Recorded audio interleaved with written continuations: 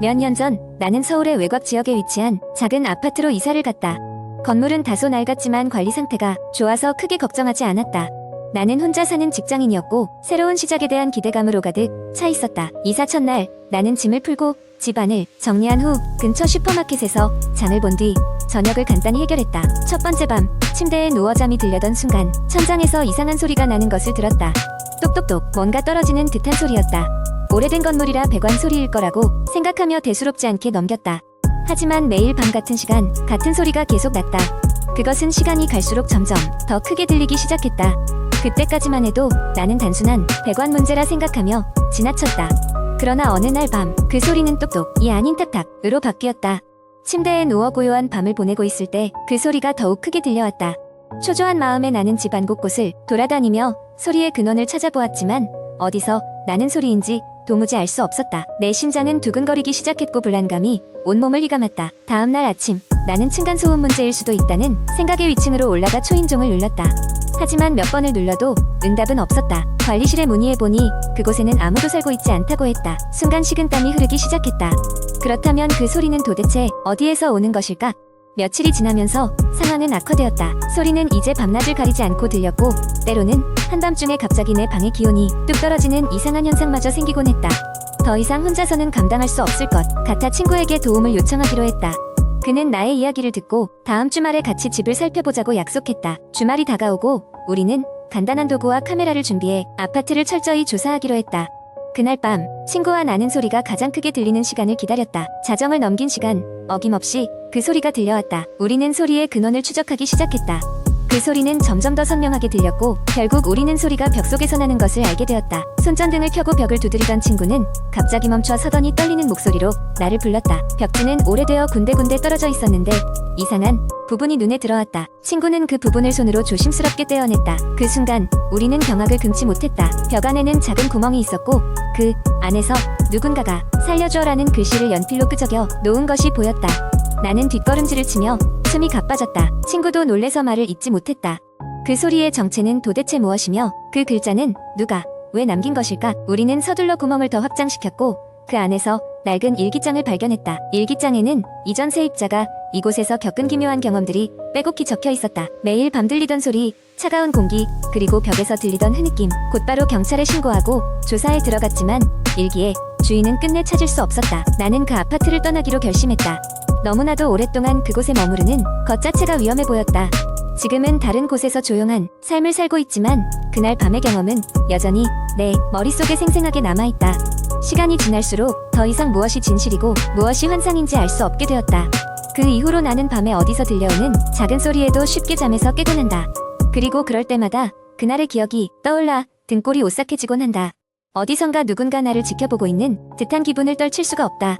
과연 그곳에서는 무슨 일이 있었던 것일까? 그리고 그 불길한 일들은 정말로 끝난 것일까? 두 번째 이야기. 어느 늦은 여름밤 친구들과 나는 도심에서 조금 떨어진 작은 마을로 여행을 가게 되었다. 그 마을은 예전부터 한적하고 조용한 곳으로 유명했지만 근처에 오래된 폐가가 있다는 소문도 돌고 있었다. 주민들 사이에서는 그 폐가에 귀신이 있다는 이야기가 전해오곤 했지만 우리는 그러한 이야기를 믿지 않고 가벼운 마음으로 생각했다. 우리는 그 마을에 도착해 볼거리와 맛집들을 돌아다니며 하루를 보낸 후 숙소로 돌아가기 전에 폐가에 가보자는 이야기가 나왔다. 당연히 처음에는 누구도 간다고 말하지 않았지만 결국 호기심과 서로에 대한 겁쟁이 소리를 듣기 싫어하는 마음에 폐가 방문을 결심하게 되었다. 폐가는 마을 외곽에 위치해 있었다.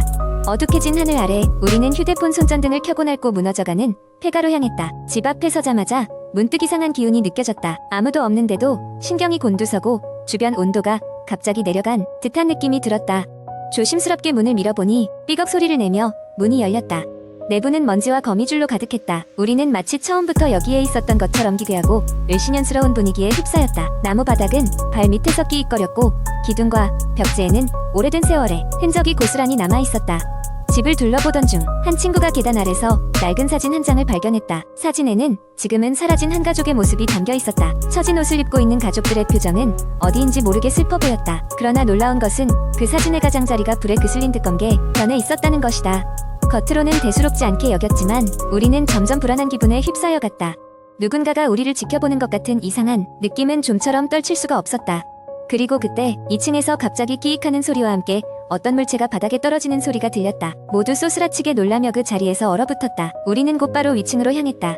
복도 끝에 문 하나가 반쯤 열려 있었고 희미한 불빛이 새어나왔다.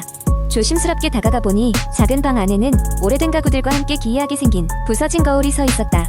그 거울은 보통의 것과는 달리 반사의 각도가 어긋나 있었다.